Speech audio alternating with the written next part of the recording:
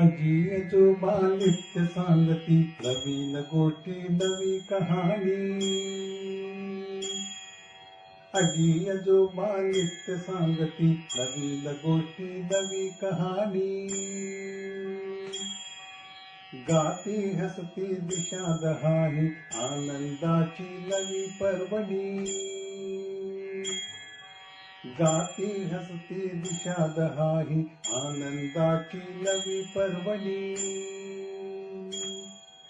ज्ञान रंजन गप्पा गाणी जरा देऊया श्रोतेमधी. ज्ञान रंजन गप्पा गाणी जरा देऊया श्रोतेमधी. जरा देऊया श्रोतेमधी अनुभवातुली.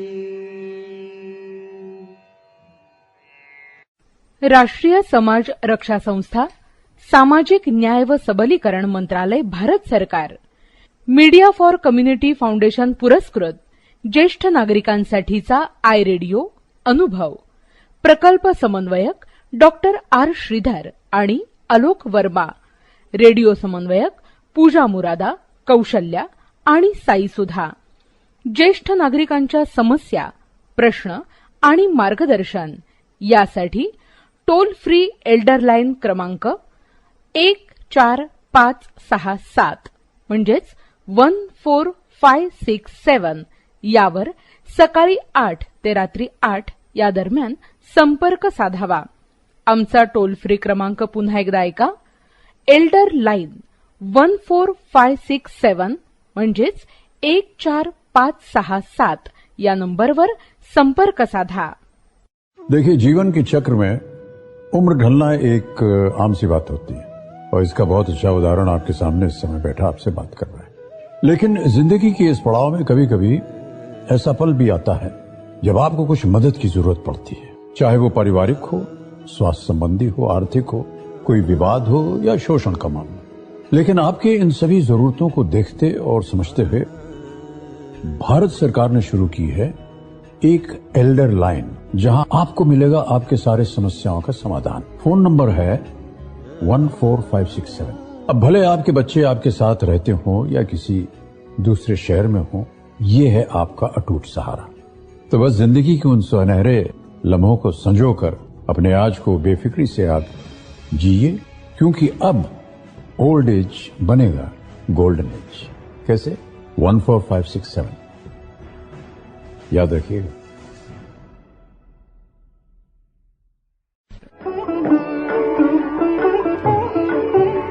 नमस्कार श्रोते हो, जनसेवा फाउंडेशन प्रस्तुत अनुभव आय रेडिओवर आपणा सर्वांचे स्वागत असो. आता आपण ऐकणार आहोत डॉक्टर अविनाश भोंडवे यांचे आनंदी वृद्धापकाळ या विषयावरच्या विचारांचा अंतिम भाग.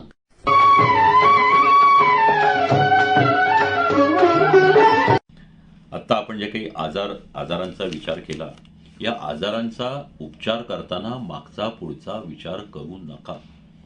एक लक्षात घ्या की कित्येकांना कर्करोगाचं निदान होतं किंवा एखाद्या मोठ्या आजाराचं निदान होतं, त्याच्या उपचारांसाठी खूप खर्च सांगितलेला असतो. परंतु त्यासाठी जर आपल्या शक्तीच्या पलीकडचा खर्च असेल तर काही सरकारी योजना आहेत, त्यांचा फायदा घ्या. किंवा जर तुमचा इन्शुरन्स चालू असेल तर इन्शुरन्स वापरा. तुमच्याकडे जर पैसे शिल्लक असतील तर ते वापरा, पण आजारांचा उपचार करताना मागं पुढं पाहू नका. अनेकदा मी पाहतो की एखादी शस्त्रक्रिया असेल, अगदी मूळव्याधीची शस्त्रक्रिया असेल किंवा काही विशिष्ट प्रकारच्या काही ऑपरेशन्स असतील तर ज्येष्ठ नागरिक नाही म्हणतात. तर हे करणं चुकीचं आहे. कुठलाही मागचा पुढचा विचार करू नका, कारण वेळेत जर उपचार केला, मग ते शस्त्रक्रिया असो किंवा औषधोपचार असो, तुम्ही लवकर चांगले होता. लक्षात ठेवा, आत्तापर्यंत आपण 2 पायांवर जगतोय, आपलं काम आपण करतोय.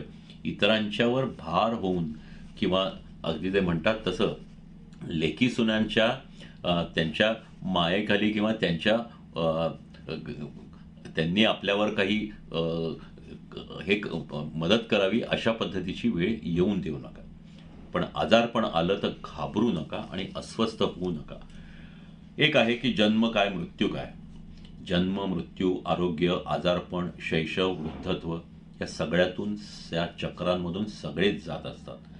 ह्या जीवनाचा जो ताळमेळ आहे ना, हा आपण नीट बसवला पाहिजे आणि आपल्या आजाराची बेगमी ही वेळेतच करून ठेवली पाहिजे. तुमचं आरोग्य डॉक्टरांच्या हाती, तुमचं आयुष्य देवाच्या हाती, पण तुमचा आनंद आणि तुमचा मूड हा तुमच्या हातात हवा. मानसिक आरोग्यासाठी हे खूप खूप आवश्यक आहे. अनेकदा असं असतं की आजही 60तले 70तले आपले ज्येष्ठ नागरिक हे अनेक गोष्टीची चिंता करत असतात. मग ती कधी घरातली असते की मुलगा बाहेरगावी गेला अजून का आला नाही, किंवा ती नात आहे ती अजून 8 वाजले तरी का घरी आली नाही, किंवा अगदी हे काही नाही तर अगदी चिंता म्हणजे की देशाच्या राजकारणाची असेल, खेळातल्या विजय पराजयाची असेल, अनेक गोष्टीची चिंता करत असतात. पण चिंता करू नका.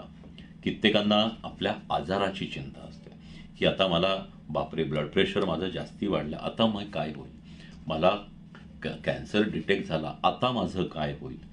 चिंता करू नका, उपचार करा. जर चिंता करून आजार बरे होत असतील ना तर खुशाल चिंता करा, पण चिंता करून कधीच आजार बरे होत नाही. जर चिंता करून तुमचं आयुष्य वाढणार असेल तर जरूर चिंताग्रस्त व्हा. जर चिंता करून तुमचा हरवलेला आनंद परत मिळणार असेल तर भरपूर चिंता करा. एक लक्षात ठेवा की मुलांसाठी तर अजिबात चिंता करू नका की ह्या मुलाचं आता काय होईल पुढं. अनेकदा आपण पाहतो की आपण मुलांना जे त्यांचं लहानाचं मोठं करतो, संगोपन करतो, त्यांच्यावर काही संस्कार करतो, त्यांचं शिक्षण करून देतो, त्यांचं लग्न करून देतो, बस इथं आपली जबाबदारी संपली. आपली जी मुलं आहेत त्यांना त्यांचं भवितव्य स्वतः घडवू द्या. त्यांचं भवितव्य ते स्वतः घडवणार आहेत, त्यासाठी व्यर्थ चिंता करू नका. माझ्या मुलाचा बिझनेस चालत नाही त्याची चिंता तुम्ही करू नका. एक लक्षात द्या की मुलांच्या पंखामध्ये बळ देणं, बळ भरणं हे आपलं काम होतं. मुलांना आयुष्यभर पंखाखाली घेणं हे आपलं काम नाहीये.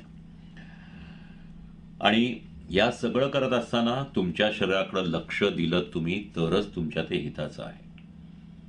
आणखीन एक महत्वाची गोष्ट की आपले जे जीवनसाथी आहे, म्हणजे ज्या स्त्रिया असतील त्यांचे पती, जे पुरुष असतील त्यांच्या पत्नी, या तुमच्या जीवनसाथी समवेत प्रत्येक क्षण आनंदाचा घालवा. आणि एक गोष्टीचा विचार करा आणि तो पक्का करून ठेवा की तुमच्यापैकी एकाला आधी जायचंय. त्याच्यामुळं आपल्यापैकी एक जण आधी गेला तर काय याची चिंता करू नका. मनाची तयारी ठेवा निश्चितच, कारण जगामध्ये जे नैराश्याच्या घटना घडतात त्यामध्ये सर्वात मोठ्या घटना, जो ट्रोमा असतो, जो आघात असतो, तो आपला आयुष्याचा जीवनसाथी गमावणं किंवा त्याचा मृत्यू हा मनावर अतिशय खोलवर चरा उमटवणारा अशी घटना असते.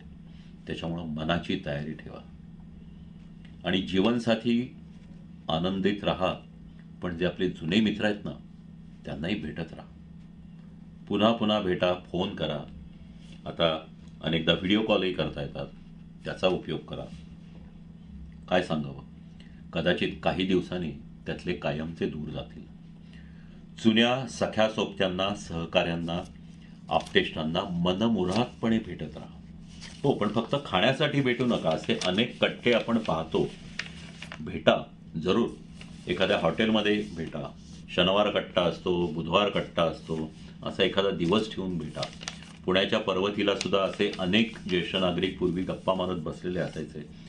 पण फक्त खाण्यासाठी भेटू नका. त्यावेळेला बोला, एकमेकांच्या चिंता, एकमेकांचे प्रश्न हे जाणून घ्या. कारण काही दिवसांनी असं वाटण्याची शक्यता आहे की गेले द्यायचे राहुनी, म्हणजे गेले द्यायचे राहुनी आणि बोलायचे राहुनी. अरे मला त्याला सांगायचं होतं, मला त्याचं कौतुक करायचं होतं, राहून गेलं. अशी वेळ येऊन देऊ नका. आणि आपल्या आयुष्यात रोज जे लोक भेटतात त्या प्रत्येकाला अतिशय स्मितहास्याने त्याचं स्वागत करा. मग तो ओळखीचा असो नसो. एक गंमत सांगतो. ज्यावेळेला मी अमेरिकेत गेलो होतो त्यावेळेला अमेरिकेमध्ये खूप छान पद्धत आहे. समोरून आलेली कुठलीही व्यक्ती तुमची नजरानजर झाली ना की ती व्यक्ती लगेच तुम्हाला हाय म्हणते, ओळखीची असो नसो, आणि छानपैकी स्माईल मिळतं. ही सवय आपण स्वतःला बाळगून घ्यायला काय हरकत आहे. समोरून आलेली व्यक्ती ही खूप आपण स्मितहास्य दिलं, ओळख दाखवली, अगदी त्यांनी नजरानजर झाल्यावर ओळख दाखवली तर काहीच हरकत नाही. चालतं आयुष्य, वाहतं पाणी हे उलटं कधीच फिरत नाही. त्याच्यामुळं प्रत्येक क्षण एन्जॉय करा. जर रडू आलं ना, खूप दुःख वाटलं तर भरपूर रडा. अश्रूंना बांध घालू नका. मन मोकळं होईपर्यंत पूर्णपणे अश्रू ढाळा. स्वप्न पहा. जरी आता आपल्या आयुष्याचे हे शेवटचं पर्व आहे असा विचार मनात येत असला तरी स्वप्न जरूर पहा. कारण स्वप्न संपली ना की आयुष्याची इतिश्री होते. चांगलंच होईल यावर विश्वास ठेवा. कारण विश्वास हा आशावादाचा कणा असतो. सर्वांशी आपुलकीने वागा. आपुलकी संपली की प्रेम संपतं आणि मग जवळीक संपते. मित्रांशी हितगुज संपलं की मैत्री संपते. माझ्या ज्येष्ठ नागरिकांनो, पुन्हा एकदा तुम्हाला प्रणाम. आणि माझी खात्री आहे की आयुष्यातले जे काही दिवस उरले असतील ते आपण निश्चितच आनंदी वृत्तीने घालवू. आणि हे खरं वृद्धत्व म्हणणं हे अनेकांना जड जातं, पण हे वृद्धत्व किंवा आयुष्याची ही स्थिती ही आपण अत्यंत आनंदात घालू. धन्यवाद.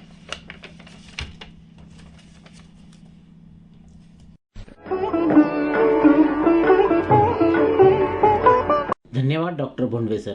आत्ता आपण ऐकले डॉक्टर अविनाश भोंडवे यांचे आनंदी वृद्धापकाळ या विषयावरच्या विचारांचा अंतिम भाग. डॉक्टरांचे विचार आपणा सर्वांना नक्कीच मार्गदर्शक ठरतील याची आम्हाला खात्री आहे. चला तर पुन्हा भेटूया थोड्याशा विश्रांतीनंतर.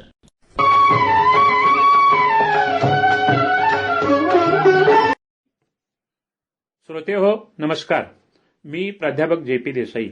आपण ऐकत आहात जनसेवा फाउंडेशन पुणे प्रस्तुत आय रेडिओ अर्थात ज्येष्ठ नागरिकांचा रेडिओ अनुभव रेडिओवर सर्व श्रोत्यांचे स्वागत. भारतीय स्वातंत्र्य लढ्यातील महात्मा गांधीजींचे योगदान या विषयावर मी आपणाशी सुसंवाद साधत आहे. 15 ऑगस्ट 1947 रोजी आपल्या भारत देशाला स्वातंत्र्य मिळाले. आपण स्वातंत्र्यप्राप्तीच्या 75व्या वर्षात अमृत महोत्सवी वर्षात पदार्पण केलेले आहे. भारताच्या स्वातंत्र्यासाठी ज्यांनी प्रत्यक्ष प्रेरणा दिल्या, ज्यांनी बलिदान केले, हौतात्म्य पत्करले, जे हसत फाशी गेले, ज्यांना काळ्या पाण्याच्या शिक्षा झाल्या, ज्यांनी गोळ्या झेलल्या, लाठीमार सहन केला, ज्यांनी वैचारिक योगदान दिले, त्या सर्व स्वातंत्र्यप्रेमींना मी शतशः वंदन करतो आणि यावेळी महात्मा गांधीजींच्या योगदानाविषयी आपल्याशी सुसंवाद साधण्याचा प्रयत्न करतो. भारताच्या स्वातंत्र्य प्राप्तीसाठी महात्मा गांधीजींनी ब्रिटिश साम्राज्याविरुद्ध जो प्रदीर्घ लढा दिला तो सत्य आणि अहिंसा या तत्वांच्या आधाराने दिलेला निशस्त्र लढा होता. हातामध्ये शस्त्र घेऊन लढणारा शूरच असतो, तो वीरच असतो. मात्र हातामध्ये शस्त्र न घेता लढणारा महावीर असतो. महात्मा गांधीजी या अर्थाने महावीर होते. जगप्रसिद्ध शास्त्रज्ञ आईन्स्टाईन यांनी म्हटले होते, मी शोधून काढलेल्या सापेक्षवादाच्या सिद्धांतातून जो अणुबॉम्ब तयार झाला त्या अणुबॉम्बमध्ये जी स्फोटक शक्ती आहे त्यापेक्षा हजारो पटीने अधिक स्फोटक शक्ती महात्मा गांधीजींच्या सत्य आणि अहिंसा या विचारात आहे, त्यांनी दिलेल्या निशस्त्र लढ्यामध्ये आहे. युनोने महात्मा गांधीजींना जी श्रद्धांजली वाहिली त्यामध्ये म्हटले होते, मोहनदास करमचंद गांधी या नावाचा हाडामांसाचा एक माणूस, एक महात्मा 20व्या शतकात होऊन गेला हे पुढील शतकातील लोकांना सांगितले तर त्यावर त्यांचा विश्वास बसणार नाही. काही वर्षांपूर्वी जागतिक पातळीवरती एक सर्वेक्षण झाले. विषय होता, गेल्या 100 वर्षातील सर्वश्रेष्ठ माणूस कोण? सांगताना अभिमान वाटतो, तो माणूस म्हणजे राष्ट्रपिता महात्मा गांधी. महात्मा गांधीजींच्या श्रेष्ठत्वाचा एक किस्सा सांगतो. गांधी चित्रपटाचे दिग्दर्शक रिचर्ड ॲटनबरो यांना एक प्रश्न विचारला गेला. इंग्लंडचे नेते क्रॉमवेल, आयर्लंडचे नेते डी व्हॅलोरा, अमेरिकेचे जॉर्ज वॉशिंग्टन, इटालीचे नेते गारिबाल्डी, रशियाचे लेनिन आणि चीनचे माओ हे जागतिक कीर्तीचे नेते असताना तुम्ही चित्रपटासाठी गांधीजींचीच निवड का केली? तेव्हा ॲटनबरोने दिलेले उत्तर महत्वाचे आहे. देशाच्या स्वातंत्र्यासाठी हाती शस्त्र घेणारे नेते प्रत्येक देशामध्ये झाले, मात्र देशाच्या स्वातंत्र्यासाठी निशस्त्र लढा देणारा नेता फक्त गांधी होय. बंधू आणि भगिनींनो, आपण हेही लक्षात घेतले पाहिजे की ज्या ब्रिटिश साम्राज्याविरुद्ध महात्मा गांधीजींनी लढा देऊन ते साम्राज्य हलवून सोडले, पुढे ते नष्टही झाले, त्या ब्रिटिश साम्राज्यातील एका ब्रिटिश नागरिकाने महात्मा गांधीजींचे मोठेपण गांधी चित्रपटातून अधोरेखित केलेले आहे. आपण हेही लक्षात घेतले पाहिजे की या गांधी चित्रपटाने जगाच्या पाठीवरील सिनेमासृष्टीतील उत्पन्नाचे सर्व उच्चांक मोडलेले आहेत. निशस्त्र लढ्यासंबंधी महात्मा गांधीजींची भूमिका स्पष्ट होती. यंग इंडियामध्ये त्यांनी लिहिले होते, रक्त सांडून भारताला स्वातंत्र्य मिळणार असेल तर तो माझ्या आनंदाचा आणि अभिमानाचा विषय असणार नाही. महात्मा गांधीजींच्या निशस्त्र लढ्याच्या यशाचा आढावा घेताना काही घटनांचा फक्त उल्लेख मी करतो. सन 1893 ते 1915 या काळात महात्मा गांधीजी दक्षिण आफ्रिकेत राहिले. काळ्या वंशाच्या लोकांसाठी, त्यांच्या हक्कांसाठी ब्रिटिश साम्राज्याविरोधात लढणारा नेता म्हणून ते प्रसिद्ध पावले. नामदार गोखले यांच्या मार्गदर्शनानुसार ते भारतात आले. सन 1917 साली बिहारमधील चंपारण्यातील निळीच्या कामगारांसाठी ब्रिटिश मळेवाल्यांच्या विरोधात पहिला यशस्वी सत्याग्रह त्यांनी केला. 1918 साली अहमदाबादमधील गिरणी कामगारांसाठी गिरणी मालकांच्या विरोधात सत्याग्रह करून कामगारांना न्याय मिळवून दिला. याचवेळी गुजरातमधील खेडा जिल्ह्यात दुष्काळ पडल्याने शेतकऱ्यांना शेतसारा माफी झाली पाहिजे यासाठी महात्मा गांधीजींनी उपोषण केले. शेवटी ब्रिटिश सरकारने काही ठिकाणी शेतसारा कमी केला तर काही ठिकाणी पूर्ण माफ करण्याचा निर्णय घ्यावा लागला. निशस्त्र लढ्याला फार मोठे यश मिळाले. 1 ऑगस्ट 1920 रोजी लोकमान्य टिळकांचे निधन झाले. स्वातंत्र्य लढ्यातील टिळक युगाचा अस्त झाला आणि गांधी युगाचा उदय झाला. महात्मा गांधीजींनी म्हटले होते, लोकमान्य टिळकांचे स्वातंत्र्य लढ्यातील योगदान हे हिमालया एवढे मोठे आहे. पुढे 1920 ते 1947 पर्यंत म्हणजे भारताला स्वातंत्र्य मिळेपर्यंत ब्रिटिशांविरुद्धच्या सर्व लढ्यांमध्ये महात्मा गांधीजींच्या विचारांचा, नेतृत्वाचा प्रभाव होता. म्हणूनच या कालखंडातील भारतीय स्वातंत्र्य लढ्याला गांधी युग असे म्हटले जाते. या सर्व लढ्यातील लढा महात्मा गांधीजींच्या सत्याग्रहाने, सत्य आणि अहिंसा या तत्वाने सुवर्णमय झालेला आहे.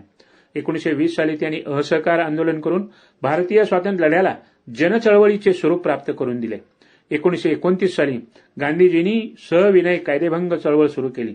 ब्रिटिशांचा कायदा मोडायचा, मात्र ब्रिटिशांकडून होणाऱ्या लाठीमाराला, गोळीबाराला कसलाही प्रतिकार करावयाचा नाही. मिठाचा सत्याग्रह, दांडी मार्च हे त्याचे जगाच्या पाठीवरील फार मोठे ऐतिहासिक उदाहरण आहे. लॉर्ड आयर्विनकडे महात्मा गांधीजींनी भारतीयांसाठी 11 मागण्या केल्या. त्याकडे ब्रिटिशांनी जाणीवपूर्वक दुर्लक्ष केल्याने गांधीजींनी ही चळवळ सुरू केली. साबरमतीहून दांडीपर्यंतच्या 241 मैल तथा 390 किलोमीटर लांबीच्या यात्रेचे नियोजन झाले. 21 दिवसाच्या या मोर्चामध्ये हजारो लोक, लाखो लोक सामील झाले. जगाच्या पाठीवरील प्रामुख्याने युरोपमधील देशांमधून अनेक पत्रकार हा मोर्चा पाहण्यासाठी आले. दांडी येथे मिठाचा सत्याग्रह झाला. ब्रिटिशांनी सत्याग्रहींवरती लाठीमार केला, परंतु सत्याग्रहींनी कसलाही प्रतिकार केला नाही. मीठ तयार करून ब्रिटिशांचा कायदा मोडण्यात यश आले. देशभर मीठ तयार करण्याचे कार्यक्रम पार पडले.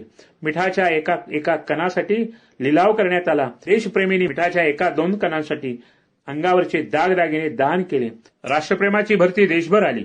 या दांडी मार्चचे वर्णन नेताजी सुभाषचंद्र बोस यांनी नेपोलियनच्या पॅरिस मार्च आणि मुसोलिनीच्या रोम मार्च बरोबर केलेले आहे. पॅरिस मार्च आणि रोम मार्च या जगाच्या पाठीवरील फार मोठ्या ऐतिहासिक घटना मानल्या जातात. जगाच्या पाठीवरील महान सेनापती नेपोलियनने जे शस्त्र घेऊन यश मिळवले, ते यश महात्मा गांधीजींनी हातामध्ये शस्त्र न घेता मिळवले. अखिल भारतीय थोर समाजवादी नेते, गोवा मुक्ती लढ्याचे जनक डॉक्टर राम मनोहर लोहिया यांनी बर्लिन विद्यापीठात प्रबंध सादर करून मिळवलेला पीएचडीचा विषय होता मिठाचा सत्याग्रह तथा दांडी मार्च. महात्मा गांधीजींना 20व्या शतकातील एक चमत्कार का म्हटले जाते हे सुज्ञांच्या लक्षात येईल. पुणे करार हे महात्मा गांधीजींच्या आमरण उपोषण लढ्याचे फलित आहे. ब्रिटिश पंतप्रधान रॅप्से मॅकडोनाल्ड यांनी जातीय निवाडा जाहीर करून हरिजनांसाठी जे स्वतंत्र मतदारसंघ दिले होते ते 71 होते. महात्मा गांधीजींनी केलेल्या पुणे कराराच्या माध्यमातून हरिजनांसाठी सर्वसाधारण मतदारसंघाच्या रचनेतून 148 प्रतिनिधित्व दिले गेले. देशाच्या हितासाठी डॉक्टर बाबासाहेब आंबेडकरांनी समझोता केल्यानेच पुणे करार यशस्वी झाला, हेही भारतीयांनी लक्षात घेतले पाहिजे.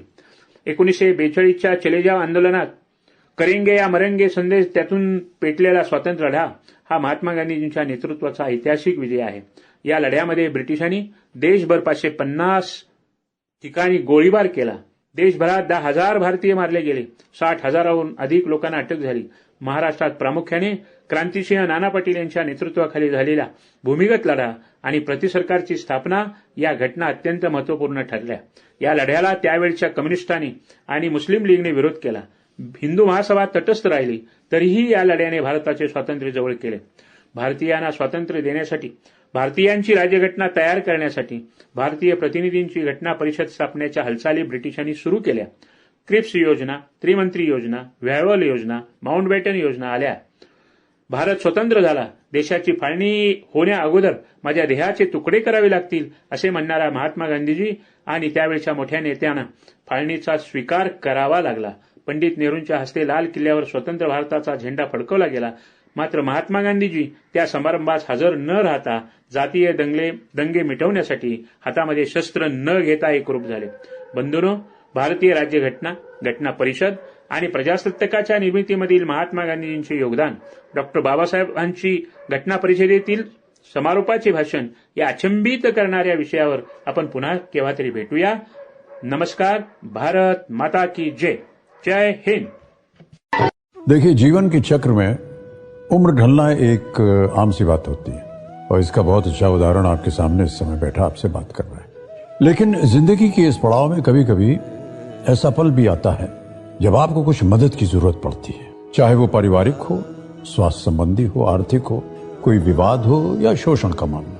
लेकिन आपके इन सभी जरूरतों को देखते और समझते हुए भारत सरकार ने शुरू की है एक एल्डर लाइन, जहां आपको मिलेगा आपके सारे समस्याओं का समाधान. फोन नंबर है 14567. अब भले आपके बच्चे आपके साथ रहते हों या किसी दूसरे शहर में हों, ये है आपका अटूट सहारा. तो बस जिंदगी के उन सुनहरे लम्हों को संजोकर अपने आज को बेफिक्री से आप जिए, क्योंकि अब ओल्ड एज बनेगा गोल्डन एज. कैसे? 14567 याद रखिएगा. राष्ट्रीय समाज रक्षा संस्था, सामाजिक न्याय व सबलीकरण मंत्रालय, भारत सरकार, मीडिया फॉर कम्युनिटी फाउंडेशन पुरस्कृत ज्येष्ठ नागरिकांसाठीचा आय रेडिओ अनुभव, प्रकल्प समन्वयक डॉक्टर आर श्रीधर आणि आलोक वर्मा, रेडिओ समन्वयक पूजा मुरादा, कौशल्या आणि साई सुधा. ज्येष्ठ नागरिकांच्या समस्या, प्रश्न आणि मार्गदर्शन यासाठी टोल फ्री एल्डर लाईन क्रमांक 14567 म्हणजेच 14567 यावर सकाळी 8 ते रात्री 8 या दरम्यान संपर्क साधावा. आमचा टोल फ्री क्रमांक पुन्हा एकदा ऐका. एल्डर लाईन 14567 म्हणजेच 14567 या नंबरवर संपर्क साधा.